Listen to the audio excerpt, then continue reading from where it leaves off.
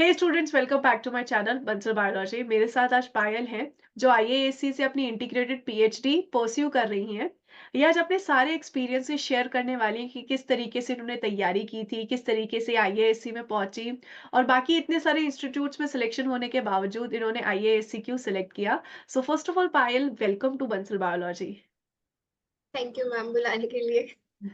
सो पायल, पहले आप बताइए कि आपने कौन-कौन से एग्जाम्स क्लियर किए हैं, आपको कौन-कौन से इंस्टीट्यूट्स में सिलेक्शन हुआ था, ये सब ज़रा बताइए हमें। ओके। सो पहले तो दिसंबर में जेजेबल्स का टिफर का एग्जाम हुँ। वो दिया। उसके बाद गेट का एग्जाम फरवरी में, जैम से जस्ट एक दिन पहले। उसके बाद आईआईटी जैम बायोटेक्नोलॉजी का एग्जाम, और फिर जेएनसीआर का एग्जाम दिया था। और हो गए थे, सब क्लियर हो गए थे। और टिफर बॉम्बे का इंटरव्यू दिया है, हैदराबाद का दिया है।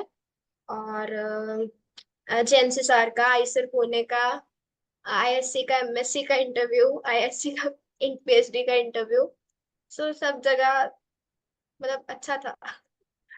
फिर फाइनली अगर रिसर्च में ही जाना है तो टॉप मोस्ट इंस्टीट्यूट तो आईएससी है, तो फिर इसलिए आईएससी ही चूज किया।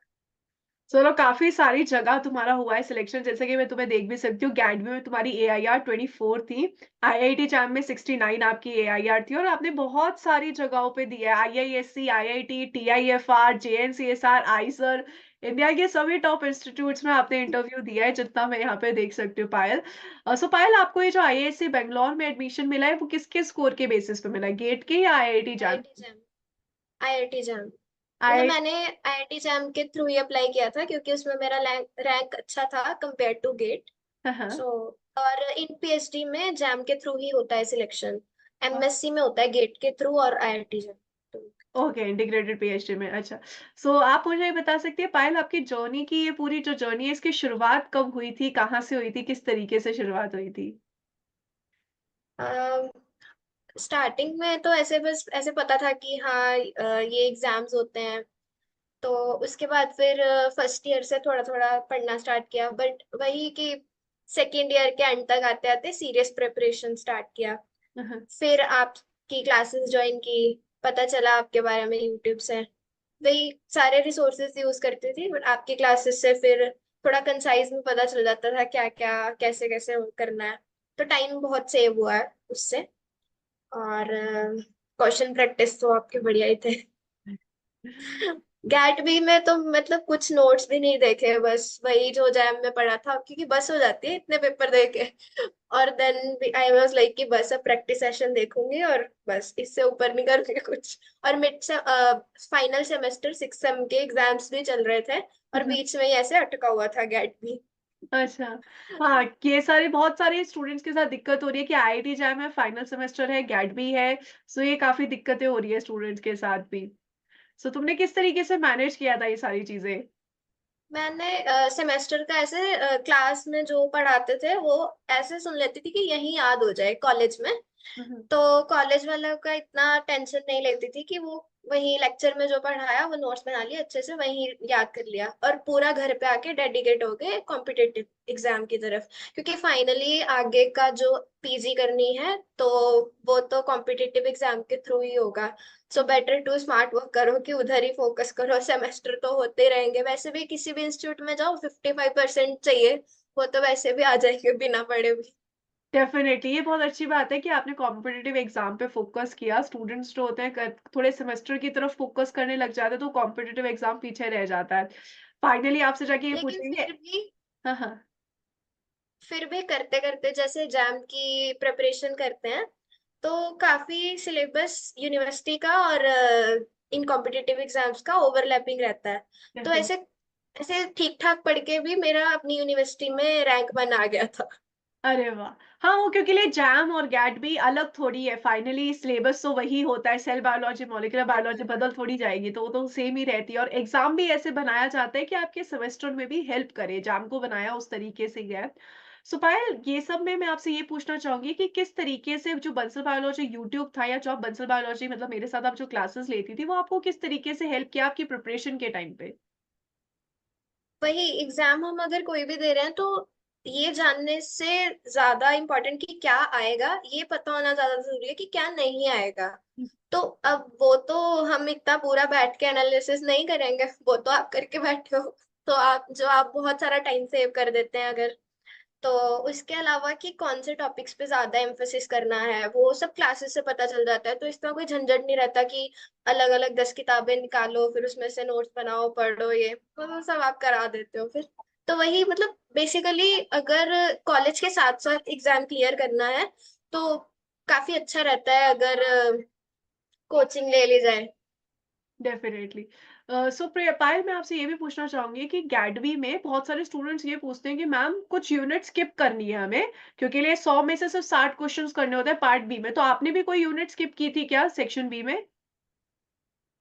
लास्ट में बायो इन्फॉर्मेटिक्स और बायो इंजीनियरिंग, जो इंजीनियरिंग वाले थे मोस्टली। हालांकि उसका कुछ कुछ पार्ट मेरी डिग्री में था, बस उतना ही पढ़ के गई थी मैं, एक्स्ट्रा कुछ नहीं पढ़ा था। तो वो एक्स्ट्रा। स्किप कर सकते हैं आराम से। ओके। सो एक्चुअली मैं आपसे इसलिए पूछ रही हूँ कि अभी गैट भी सर पे है। अप्रैल में आपका गैट भी एग्जाम है और बच्चों के पास करीब करीब 1.5 महीने हैं, तो आप उनको पहले कुछ स्ट्रैटेजीज बता सकते हैं जो आपने अपनाए थे 1.5 महीने में। तो आप उनको कुछ सजेशंस दे सकते हैं कि इन 1.5 महीनों में क्या किया था आपने। मैंने तो जैम के जब जैम दिया था तो सिलेबस तो कंप्लीट ही था। ठीक तो है। उसके बाद मैंने just daily previous year question solve करने स्टार्ट किए थे। तो हम्म। डेली प्रैक्टिस सेशंस देखती थी, तो एंड इतनी बार प्रैक्टिस कर ली थी कि एंड तक जब आपके को वो देखती थी ना प्रैक्टिस सेशंस, तो ऐसे ही याद होता था, ऑप्शन पढ़े बिना क्वेश्चन पढ़ के पता चलता इसका ये ऑप्शन भी है इसका ऑप्शन भी है। तो मतलब इस तरह से बार बार रिपीटेटिव रिवीजन हो जाती है। प्रैक्टिस तो क्वेश्चंस वही। इतने प्रैक्टिस कर लेते हैं कि वो आफ्टर टाइम वही उसी तरीके क्वेश्चंस रिपीट होते रहते हैं कि अब कितने क्वेश्चंस बनाएगा कोई बनाने वाला भी, तो वो रिपीट ही होने लग जाते हैं उसी तरीके से।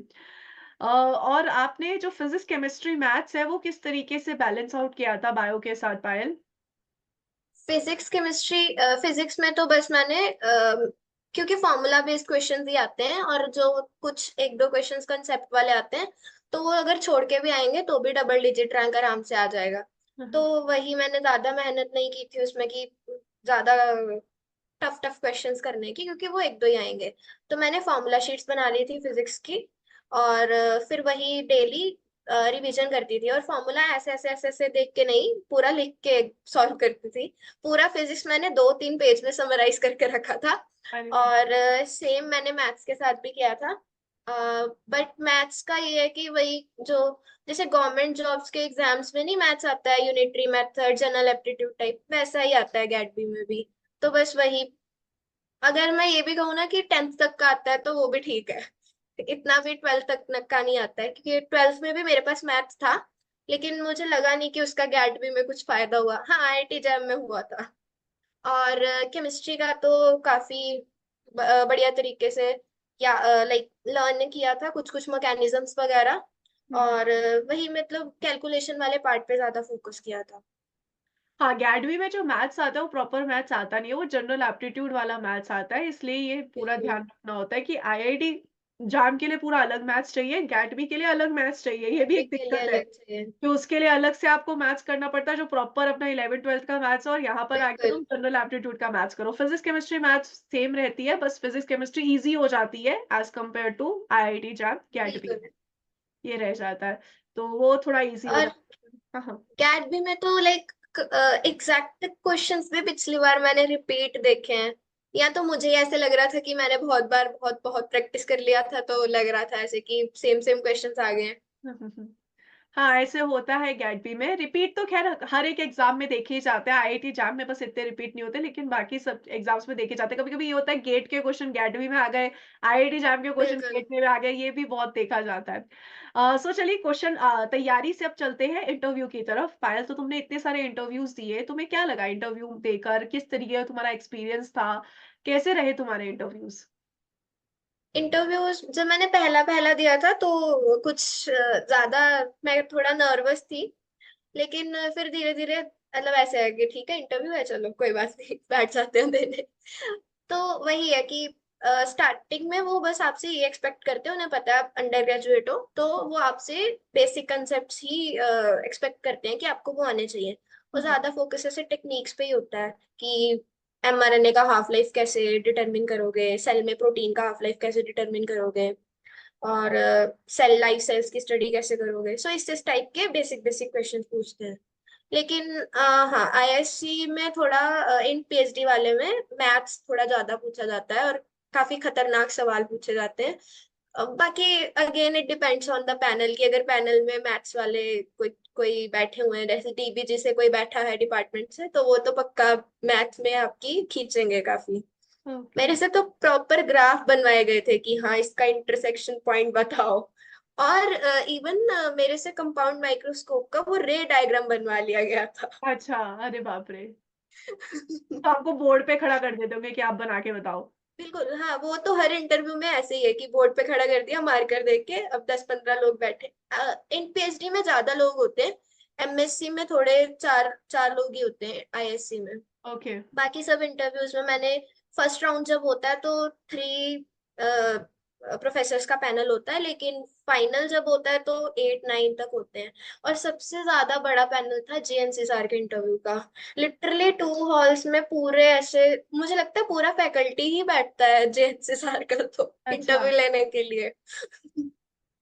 ओके। सो मतलब इंटीग्रेटेड पीएचडी के पे भी काफ़ी सारे फैकल्टीज़ बैठते हैं आपका इंटरव्यू लेने के लिए, तो ये एक स्टूडेंट्स को ध्यान रखनी चाहिए। सो एक बात बताइए पायल कि आपका आईआईटी जैम कंडक्ट हुआ एग्ज़ाम, उसके बाद का क्या सफ़र रहता है आईएएसी में? किस तरीके से आपको फॉर्म फिल करने होते हैं? क्या रहता है आईएएसी तक का? आईएससी अपना वेबसाइट पे फॉर्म निकालता है, जैसे अभी भी उन्होंने निकाला हुआ है फॉर्म। तो हाँ। एमएससी के लिए अलग से अप्लाई करना होता है, 800 फीस होती है उसकी। और इन पीएचडी के लिए भी इवन जैम एक final, I think 22 March last date है।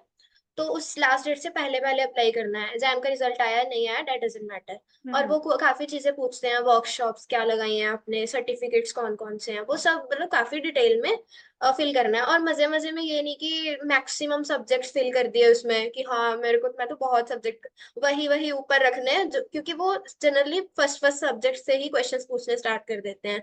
तो फर्स्ट पे वही सब्जेक्ट रखना है जो पता है कि हाँ इसमें से कुछ भी आया तो चलेगा। हुँ, जैसे हुँ। मेरा बायोकेमिस्ट्री था स्ट्रॉन्गेस्ट, तो मैंने पहले बायोकेमिस्ट्री रखा। फिर ऐसे थोड़ा मैथ्स रखा, ये आई मीन मतलब काफी काफी चीजें ऐसी रखी कि जो मतलब वहीं तक, क्योंकि 45 या 50 मिनट्स तक ही इंटरव्यू चलेगा, तो अगर 10-10 मिनट्स भी एक एक पर्सन लेंगे तो एक एक टॉपिक से पूछेंगे तो 5-6 टॉपिक ही कवर हो पाएंगे। हुँ, हुँ। तो लास्ट में ज्यादा भरने की जरूरत नहीं, क्योंकि कभी कभी वो सिलेक्ट करके पूछने लगते हैं। जैसे मेरे से इन्होंने रिकॉम्बिनेंट डीएनए टेक्नोलॉजी पे पूछे थे क्वेश्चंस। और हमें लाइक प्रोकैरियोट लेवल तक ही था, लेकिन वो मुझे यूकैरियोट्स तक भी पूछने लगे थे। लेकिन फिर मैंने बोल दिया कि मैंने अभी तक प्रोकैरियोट लेवल तक ही पढ़ रखा है, एक्सप्रेशन, ये expression vectors and cloning vectors वगैरह। तो फिर वो ठीक है, मतलब वो कोप अप कर लेते हैं, फिर वो उसी से पूछते हैं जो आपने पढ़ा होता है। हुँ, और हुँ। पूछने से पहले वो जनरली पूछते हैं आपने सुना है इसके बारे में, आपने पढ़ रखा है, तभी वो पूछते हैं। ऐसे नहीं कि टाइम वेस्ट कर रहे हैं अपना भी और हमारा भी। और मतलब जैसे फॉर्म फिल कर दिया उसके बाद फिर आपको पता लगता है कि जब हाँ भई रिजल्ट आएगा, जी, हाँ, जी। और वो एक कट ऑफ रिपोर्ट उनकी वेबसाइट पे शो होती है। और जिन जिन स्टूडेंट्स की, जैसे लेटर सपोज उन्होंने ऑल इंडिया रैंक 71 तक कट ऑफ निकाल दिया, तो 71 से नीचे रैंक वाले जितने बच्चे होंगे उन सबको ऑटोमेटिकली मेल चला जाएगा, जिन जिनने फॉर्म भरा होगा। और ऑफर इंटरव्यू इंटरव्यू क्या होता है, इंटरव्यू ऑफर लेटर आ जाता है। और इनविटेशन लेटर बोलते हैं, पता नहीं क्या, हाँ मतलब वो आ जाता है। उसके बाद फिर जब जाते हैं इंटरव्यू वगैरह होता है, अगर शॉर्ट लिस्ट होते हैं तो एक लिस्ट उनकी वेबसाइट पे डिस्प्ले होती है, प्लस वो जो जितनी भी एडमिशन की फॉर्मेलिटीज वगैरह होती हैं वो जो जो कैंडिडेट सिलेक्ट होता है उसे उसे वो शेयर कर देते हैं। ओके। सो पायल तुम्हें याद है कि कितने स्टूडेंट्स को पिछली बार कितने रैंक तक के स्टूडेंट्स को बुलाया था पिछली बार इंटीग्रेटेड पीएचडी के इंटरव्यू के? जनरल कैटेगरी में तो फर्स्ट 71 को बुलाया था। ओ हालांकि इससे पहले, मतलब इससे लास्ट ईयर में फर्स्ट 14 को ही बुलाया गया था। ओके, और ईडब्ल्यूएस के भी काफी हाई रैंकर्स सबको बुलाया था, आई थिंक 100 एंड समथिंग में। बट इस बार ईडब्ल्यूएस वालों का भी कम किया था इन्होंने। ओके। तो वही ईडब्ल्यूएस का कम कर दिया और अनरिजर्व का थोड़ा हाई कर दिया। और इस बार तो शायद आईआईटी दिल्ली में भी प्रोग्राम है ना, तो आई थिंक कट ऑफ थोड़ा और बढ़ जाएगा, क्योंकि बच्चे आईआईटी में भी जाएंगे। तो डेफिनेटली। सीट्स बढ़ी हैं, तो मे बी 100 तक हो जाए, क्योंकि एमएससी का फर्स्ट 100 रैंक्स को बुलाया था जनरल कैटेगरी में। Okay, okay, okay. और आपके अभी इंटीग्रेटेड पीएचडी में कितने स्टूडेंट्स हैं पायल? इस बार 21 स्टूडेंट्स हैं, हाँ। और वो वेट लिस्ट में भी रखते हैं कुछ स्टूडेंट्स को, अगर उनमें कोई ज्वाइन नहीं करता है तो फिर वो वेट लिस्ट वाले क्लियर हो जाते हैं। और एमएससी में? एमएससी में आई गेस 45 और 48 स्टूडेंट्स हैं। और एमएससी में सीट्स ज्यादा है, क्योंकि 5 डिपार्टमेंट्स है, हर लैब में एक एक स्टूडेंट, तो ओके, काफी ओके। 73 लैब्स हैं, तो हर लैब में एक एक बच्चा आराम से अकोमोडेट हो जाता है। Int definitely. वाले 21, तो इनफ लैब्स हैं। हम तो इतने कंफ्यूज रहते हैं कि कौन सी लैब में जाए भाई। हमें अभी अभी तक हम चूज कर रहे हैं कि कौन सी लैब में जाना है। बस अगस्त तक बताना है। हम ऐसे 5 5 वीक्स जाके वहां पे काम करके देख सकते हैं, अगर हमें बहुत ही अच्छा लग रहा है तो हम फाइनली ज्वाइन कर सकते हैं। इवन अगर हम 3 रोटेशन करके सेटिस्फाई नहीं हो रहे हैं तो हम 4 5 6 भी कर सकते हैं। अगस्त तक टाइम है अभी। अच्छा, तो आपको लैब रोटेशंस का मौका मिलता है ताकि आप देख सकते हैं आपको किस लैब में आगे जाके काम करना है? बिल्कुल। इन पीएचडी वालों को एमएससी में तो स्टार्टिंग में ही एक ही पीआई बताना पड़ता है, ओके। क्योंकि एमएससी का 2 ईयर का है ना, तो फिर थोड़ा उनको जल्दी करना पड़ता है। जी। हमारा थोड़ा ऐसे है कि लॉन्ग प्रोग्राम है, तो आराम आराम से सोच सोच के कर लो। सो आप पूरा एक्सप्लोर कर लेते हो ये इसी को पिछले एक बिल्कुल। दो साल में ही आप अच्छे से बहुत सारी लैब्स में वर्क कर लेते हो, तो आपको बहुत सारा एक्सपीरियंस आ जाता होगा रिसर्च से रिलेटेड। बिल्कुल। सो पायल, ये पूछना चाहूंगी कि आपका फिर एक डिटेल वे में पूछना चाहूंगी कि आपका किस तरीके का इंटरव्यू रहा था आईएएससी में, किस तरीके के क्वेश्चंस आपने बताया मैथ्स के पूछे गए थे, लेकिन थोड़ा और आप बताओगे कि किस किस तरीके के क्वेश्चंस आपसे पूछे थे इंटरव्यू में? एमएससी या इन पीएचडी? इंटीग्रेटेड पीएचडी में। इंटीग्रेटेड पीएचडी में जैसे मेरा इंटरव्यू चला था 50 मिनट्स तक का। तो मेरे से 8 9 प्रोफेसर्स का पैनल बैठा था। तो उनमें से हर किसी ने एक एक क्वेश्चन, एक एक दो दो क्वेश्चंस पूछे थे एक एक पर्टिकुलर सब्जेक्ट से।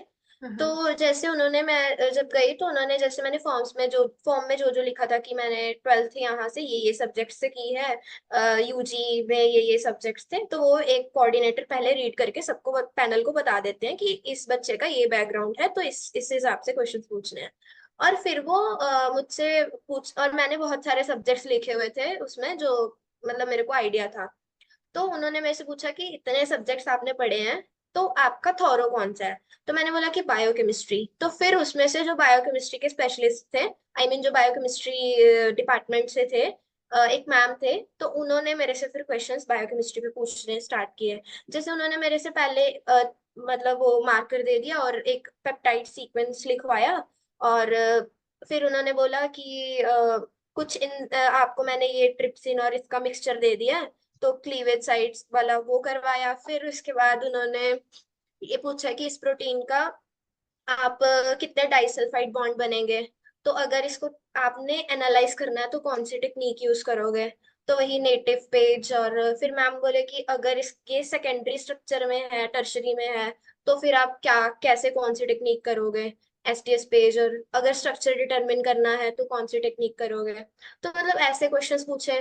फिर उसके बाद वो वही प्रोटीन्स, फिर वो मुझसे एक स्पेसिफिक प्रोटीन इंसुलिन के बारे में पूछने लगे कि डोमेन्स और सब यूनिट्स में क्या डिफरेंस होता है, मोटिफ्स क्या होते हैं, ये पूछने लगे। फिर थोड़ा इंजाइम पे आ गए कि इंजाइम्स और प्रोटीन्स में क्या डिफरेंस है। तो इस तरह के क्वेश्चन पूछे। और अब कुछ और क्वेश्चंस भी पूछे हैं, बट वो अभी इस टाइम मुझे याद नहीं आ रहा बायोकेमिस्ट्री के। तो फिर उसके बाद चली गई बात वहाँ मैथ्स पे। तो फिर मैथ्स में तो बहुत क्वेश्चंस पूछे थे कि ये ये एक दो इक्वेशंस दे दी, और बोले कि इन दो इक्वेशंस के रिस्पेक्टिव कर्व्स बनाओ। तो एक सर्कल की इक्वेशन थी और एक लाइन की इक्वेशन थी, तो मैंने वो कर्व्स बना दिए। तो बोले इनका पॉइंट ऑफ इंटरसेक्शन बताओ बिना सॉल्व किए। तो ग्राफ से ही बनाना था, मैंने गलत बना दिया था ग्राफ। फिर उसके बाद मैंने रियलाइज किया कि नहीं नहीं भाई, गलत बना दिया। फिर मैंने इरेज करके दोबारा बना दिया। फिर उसके बाद उन्होंने मेरे से एवरेज स्पीड निकालने का क्वेश्चन पूछा कि अगर 35 किलोमीटर इतने मिनट चला है, 45 किलोमीटर इतने मिनट चला है, तो एवरेज स्पीड क्या है उसकी? तो यूजुअली बच्चे क्या करते हैं, उन दोनों को प्लस करके 2 से डिवाइड करके आ जाते हैं, लेकिन वो एक अलग तरीके से होता है क्वेश्चन। तो फिर उनको पता चल गया कि हाँ, इसे मैथ आता है। अब इससे उन्होंने मुझे एक डिफरेंशियल इक्वेशन दे दी सॉल्व करने के लिए। तो कुछ कुछ मैंने कर दिया था सॉल्व, रेट से रिलेटेड कुछ दे दी थी इक्वेशन। फिर उसके बाद बोले कि ठीक है। फिर उसके बाद थर्ड पर्सन पे आए। तो उन्होंने मेरे से पूछा कंपाउंड माइक्रोस्कोप का प्रिंसिपल पूछा। हम्म। फिर उसके बाद उसका रे डायग्राम बनवाया। फिर इन थर्ड वाले खत्म हो गए। फिर फोर्थ वाले पे आए। फिर उन्होंने मेरे से वो पूछा स्टैंडर्ड डेविएशन, ये हाइपोथेसिस, नल हाइपोथेसिस टेस्टिंग, कुछ ऐसे क्वेश्चंस पूछे। फिर नेक्स्ट वाले पे चले गए। फिर उन्होंने मेरे से थोड़ा सा ऐसे माइक्रोबायोलॉजी का पूछा कि स्टरलाइजेशन के, अगर मेरे पास प्रोटीन है तो मैं उसे कैसे स्टरलाइज करूंगी। ओके। कि जैसे ऑटोक्लेव तो नहीं कर सकते हैं क्योंकि वो हीट लेबाइल होता है। तो फिर मैंने बोला कि हम मेम्ब्रेन फिल्टर यूज कर लेंगे। तो फिर उसकी थिकनेस वगैरह पूछने लगे कि कितने पोर साइज होता है। तो मैंने बोला 0.2। फिर कहते 0.2 ही क्यों, कि जो हमारा स्मॉलेस्ट बैक्टीरिया होता है वो 0.2 होता है माइक्रोप्लाज्मा। तो ऐसे कुछ क्वेश्चंस पूछे। फिर उसके बाद नेक्स्ट वाले पे आए। तो उन्होंने मेरे से शायद भूल गई मैं क्या, हाँ मे बी केमिस्ट्री का कुछ क्वेश्चन पूछ रहे थे, पीएच बफर की कोई कैलकुलेशन, कि इतने एक्स बफर है, टीपीई बफर या कुछ तो बफर का नाम ले रहे थे। और बोले मेरे को इतना वॉल्यूम बनाना है तो कितना वॉल्यूम डालूं, मैं क्या करूं। तो फिर वो पूछने लगे कि आप अगर मॉलिक्यूलर बायोलॉजी का काम करते हो तो आप कौन सा वाटर यूज करोगे, डीपीसी वाटर यूज करोगे या डबल डिस्टिल्ड या मतलब डी डब सिंगल डिस्टिल्ड और डबल डिस्टिल्ड, या फिर टैप वाटर यूज कर लोगे। तो वो चीजें पूछी उन्होंने। फिर उसके बाद लास्ट में आए थे जो एमसीबी के चेयर हैं इस टाइम। तो वो सर के पास, वो सर मोस्टली काम करते हैं हेपेटाइटिस सी पे। तो उनका हेपेटाइटिस सी वायरस पे काम है, तो वो यूकैरियोटिक वायरल वेक्टर्स ये सब यूज करते हैं। बट मैंने सिर्फ पढ़े हुए थे प्रोकैरियोटिक वेक्टर्स क्योंकि मेरे सिलेबस में वही थे। तो वो मेरे से वायरल वेक्टर्स के बारे में क्वेश्चंस पूछ रहे हैं और मैं उसी हिसाब से आंसर दे रही हूँ कि प्रोकैरियोट वाली स्ट्रेटेजी लगा के। तो फिर उन्होंने मेरे से पूछा ये पॉसिबल नहीं है, तो मैंने बोल दिया नहीं नहीं, प्रोकैरियोट्स में तो ये पॉसिबल ही नहीं है। तो कहते हम करते हैं लैब में, कैसे कर रहे हैं। तो फिर उसके बाद वही, फिर कहते कि ठीक है। हाँ फिर उसके बाद एक और सर थे, उन्होंने मेरे से मेटाबॉलिज्म पे क्वेश्चंस पूछे कि पायरुवेट का क्या रोल होता है बायोकेमिस्ट्री में। तो मैंने वही बता दिया था कि ग्लाइकोलिसिस में जो उसका फर्दर फर्मेंटेड प्रोडक्ट बनता है। फिर उसके बाद उन्होंने बोला ट्रांसएमिनेशन में उसका क्या रोल है। तो मतलब इस तरह से काफी क्वेश्चन पूछे थे। आई थिंक बस इतना ही था। कुछ कुछ क्वेश्चन मैं भूल गई हूँ बट हाँ इतना ही ओवरऑल समराइज कर दिया है। सो ये आपका इंटीग्रेटेड पीएचडी का बेसिकली आईआईएससी का था, और एमएससी में अगर आप कंपेयर करोगे एमएससी का जो इंटरव्यू था आईआईएससी का, वो किस तरीके का था आपका? एमएससी में तो एमएससी में तो हम प्रेफरेंस दे देते हैं ना तीन, कि 5 डिपार्टमेंट्स, 5 सब डिपार्टमेंट्स हैं बायो के। तो उसमें से हमने 3 डिपार्टमेंट्स देने होते हैं, मतलब अपनी फॉर्म में ही फिल करते वक्त। तो मैंने बायोकेमिस्ट्री, माइक्रोबायोलॉजी और जेनेटिक्स दिया था, डेवलपमेंटल एंड रिप्रोडक्टिव बायोलॉजी वाला। तो उन्होंने मेरे से पहले बायोकेमिस्ट्री क्वेश्चन पूछे, फिर क्योंकि मैंने माइक्रो एंड सेल बायो दिया था तो उन्होंने मेरे से सेल बायो के क्वेश्चन पूछे। फिर वो तो ग्राफ वगैरह बनवा रहे थे कुछ तो, एंजाइम के पीएच वाले ग्राफ। तो ये और लाइन वीवर प्लॉट बनवाया था मुझसे। फिर ओके। मुझसे बोला कि कुछ डिटरमिन करो। अभी मैं एग्जैक्ट क्वेश्चन भूल रही हूँ लेकिन हाँ वो शायद मैंने गलत ही कर दिया था। क्योंकि मैं, वो मेरा फर्स्ट इंटरव्यू था तो मैं बहुत नर्वस थी। ऐसे ऐसे हाथ कांप रहा था मेरा लिखते हुए। बस उसमें मैथ्स वैथ्स नहीं पूछते हैं एमएससी में शायद। मेरे से नहीं पूछा था, बाकी लोगों का पता नहीं मुझे, मेरे से नहीं पूछा था। तो एमएससी का इंटरव्यू कंपैरेटिवली काफी इजी होता है इंटीग्रेटेड पीएचडी से आईआईएससी के। इंटीग्रेटेड में ये है कि वो लोग ज्यादा है तो ज्यादा क्वेश्चंस पूछेंगे। इन एमएससी का इंटरव्यू तो शायद मेरा 20 मिनट के आसपास चला था। तो इंट ओके। का थोड़ा ज्यादा, क्योंकि फेलोशिप देते हैं तो सोचते हैं कि बहुत ही ज्यादा इनका खून चूस के फिर इनको सिलेक्ट करेंगे। सो पायल, तुम ये बताओगे कि तुम्हारे अब आईएएससी का एक्सपीरियंस कैसा रहा, कि आपका भी सेकेंड सेमेस्टर शुरू हो गया है, तो how's your experience in IISc? Hectic है थोड़ा, लेकिन ये है कि बेस्ट मिलती है सब चीज। सब फैसिलिटीज हैं, लाइब्रेरी, वो सब कुछ, ऐसे ज्यादा टेंशन लेने की जरूरत नहीं है। बट ये है कि हम थोड़ा होम सिक होते हैं, लेकिन ओवरऑल अच्छा है। फिर ये सोच लेते हैं कि भाई भाई इससे अच्छा तो कुछ भी नहीं है इंडिया में। अब क्या चाहिए तुम्हें। मैं ये चीज तो मैं हर एक स्टूडेंट से ही सुनती हूँ जो भी एक टॉप इंस्टीट्यूट में पढ़ रहा है, कि मैम बहुत हेक्टिक रहता है, तो वो ऑब्वियस सी बात है कि वो तो हाँ, वी कांट एक्सपेक्ट हमने एनीथिंग एल्स।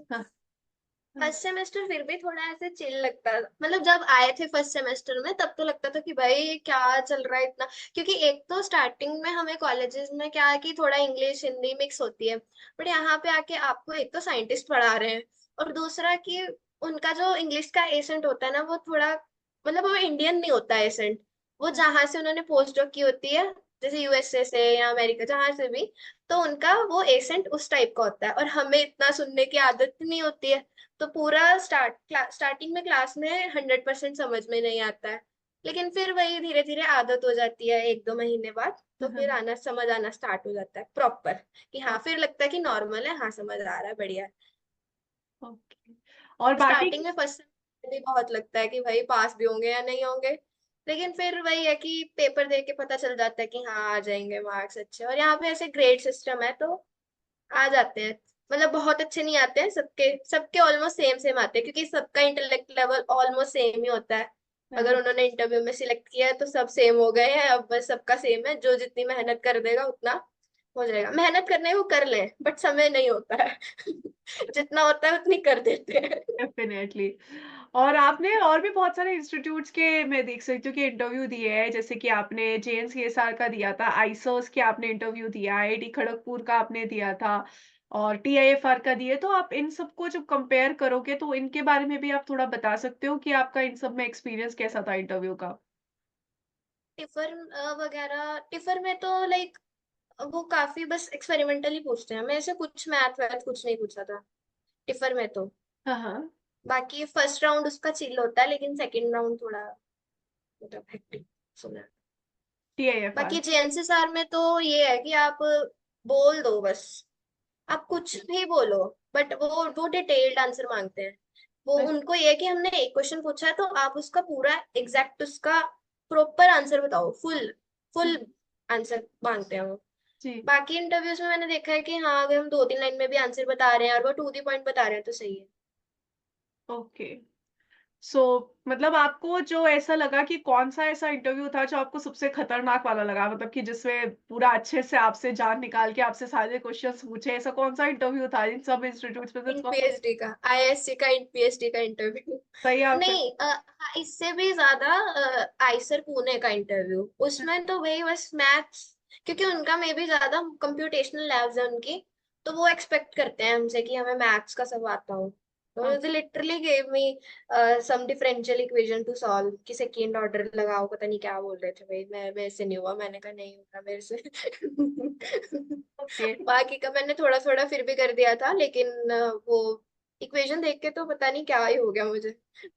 आइसर पुणे का मुझे लगा कि हमें ऐसा लगता है कि खतरनाक हुआ है बहुत, कुछ नहीं होगा, बट फिर भी हो जाता है। क्योंकि सारे स्टूडेंट्स फाइनली है तो उसी लेवल पे ही अगर आपकी इतनी अच्छी रैंक आ रही है तो बाकी के स्टूडेंट्स में लगभग उसी लेवल पे ही रहते हैं तो डेफिनेटली वो सब एक ही लेवल पे है।